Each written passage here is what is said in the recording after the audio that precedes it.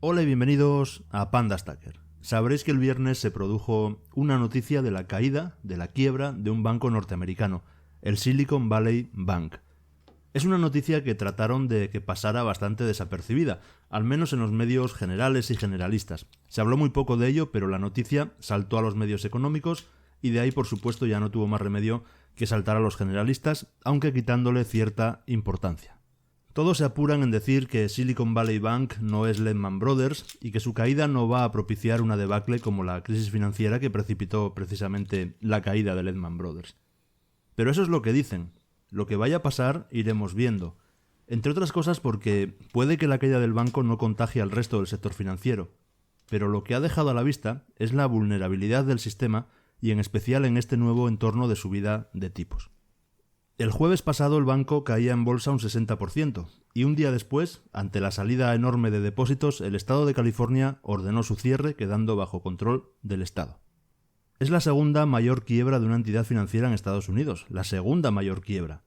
La primera fue el colapso del Washington Mutual en el punto álgido de la crisis de 2008, por tanto no es una cosa menor como nos pretenden hacer creer.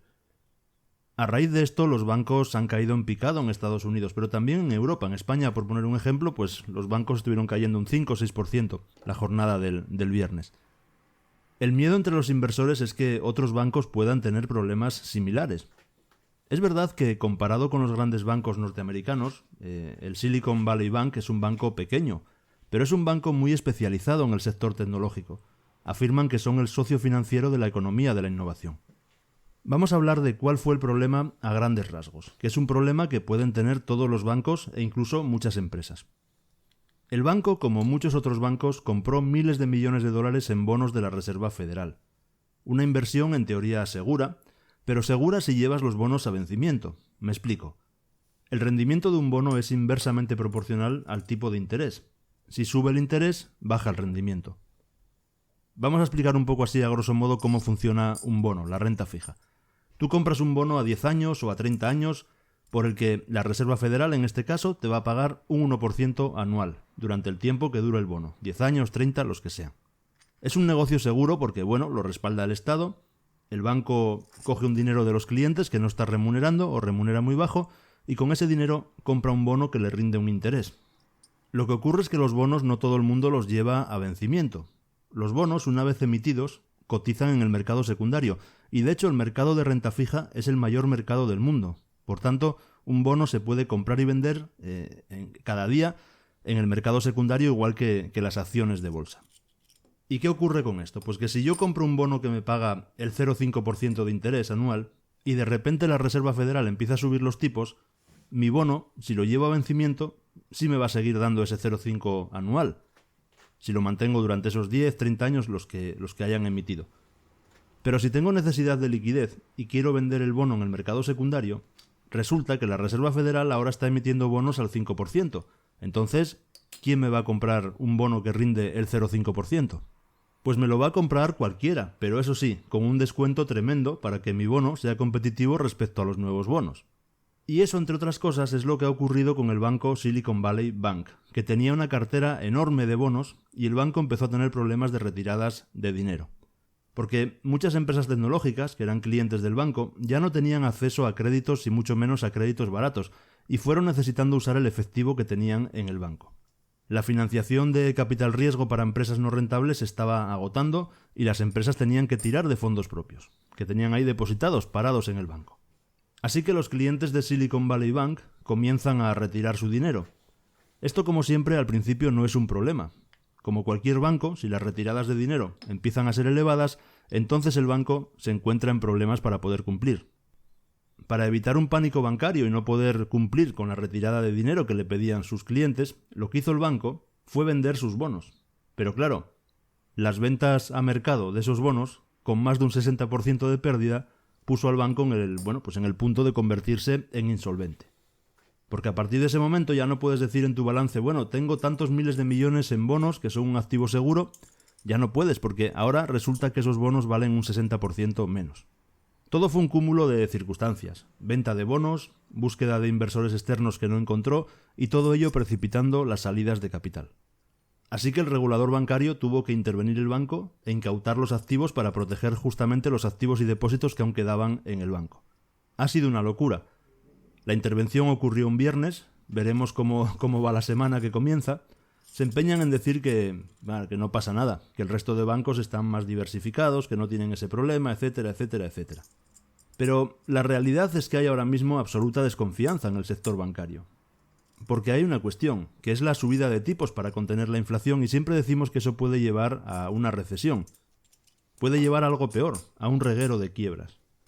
Antes de seguir, recordaros que he activado la opción de miembros del canal, donde encontraréis vídeos exclusivos y ayudaréis a hacer crecer este canal aún mucho más. Así que gracias a todos los que os habéis unido como patrocinadores, y si alguno lo está valorando, pues encantado de contar contigo como patrocinador del canal. En Estados Unidos y en Europa, la Reserva Federal y el Banco Central Europeo han dado dinero gratis a los bancos para que estos compraran deuda de los Estados miembros, y mantener así la deuda alejada de la presión y de tipos altos. Al banco le daba igual que el tipo fuera bajo, porque el dinero era gratis y por tanto el interés pagado era todo ganancia. Pero ahora nos encontramos con que van subiendo los tipos, entonces esos bonos en los balances de los bancos ya no tienen el mismo valor. Si compraste un bono que te paga el 1% y ahora se emiten bonos al 3%, nadie va a querer comprar tu bono si no lo vendes con un gran descuento. Por tanto, aunque sobre el papel los bonos se consideran un activo de calidad, el banco se puede encontrar con que tiene un 60% menos de capital real del que dice tener en su balance. Eso es lo que ha dejado a la vista el tema de Silicon Valley Bank. Y ahora nos dirán que no pasa nada, que el resto está bien, pero la desconfianza es brutal, y la desconfianza es lo que puede precipitar las cosas. Pero además no son solo los bancos. En un entorno de subida de tipos, muchas empresas se van a ver en dificultades. Las empresas llevan muchos años viviendo a crédito, a deuda en un entorno de tipos bajos o muy bajos. Hasta ahora hay muchas empresas que están acostumbradas a crecer utilizando deuda porque era muy barata y financian y refinancian a tipos cercanos a cero. Pero ¿qué pasa cuando llega el vencimiento y hay que renovar deuda y ahora los tipos están en el 4%? Pues vamos a ver empresas que no van a ser capaces de mantener su ritmo de crecimiento o de inversión sin hacer recortes, eso en el mejor de los casos. No sé si lo que ha ocurrido con Silicon Valley Bank es el inicio de una nueva crisis financiera o solo un aviso de lo que puede pasar en cualquier momento. Lo que tenemos claro los que invertimos en oro o en plata es que esos problemas, esos riesgos de contraparte están siempre ahí, siempre están ahí, y nos libramos de ellos con activos reales como oro o plata. El oro o la plata no son pasivos de nadie, no dependen de que otra de las partes cumpla. El dinero en cualquier instrumento financiero, en acciones, en bonos o en un simple depósito en una entidad bancaria, está sometido a que una serie de partes cumplan. Si una de esas partes no cumple, nuestro dinero se esfuma, así de sencillo. Y estas cosas siempre llegan sin avisar. Siempre nos dicen lo bien que está un banco determinado hasta que de repente un día queda intervenido para evitar un agujero mayor. Por eso cuando alguien trata de comparar el oro con otros activos financieros para explicarte que podrías ganar mucho más con otras cuestiones, está claro que no tienen idea de lo que es el oro o de lo que es el riesgo de contraparte. Los que invertimos en oro físico lo hacemos para no llevarnos esos sobresaltos, que nuestro dinero no se esfume de la noche a la mañana. Podrá caer el precio, podrá caer un 50%, pero seguiremos teniendo el mismo número de onzas. Ahora, acciones, un depósito bancario, perfectamente puede quedar amortizado a cero y no tenemos nada, absolutamente nada. Bueno, estamos viviendo tiempos interesantes, así que hay que seguirlos porque me temo que esto no va a ser el último sobresalto.